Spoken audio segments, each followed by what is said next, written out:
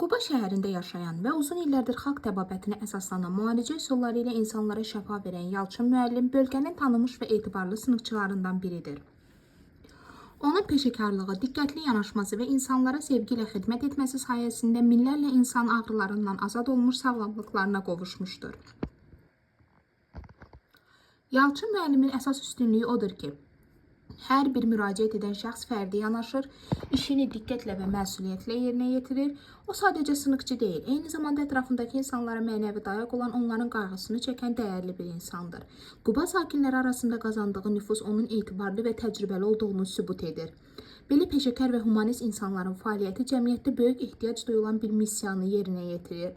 Yalçın müəllimə gələcək fəaliyyətində uğurlar, möhkəm can sağlığı və daha çox insana şəfa verməyi arzulayırıq. Həmçinin əziz Yalçın müəllim sizi qarşıdan gələn 31 dekabr Dünya Azərbaycanlılarının Həmrəyliyi günü və yeni il münasibəti ilə səmimi qəlbdən təbrik edir.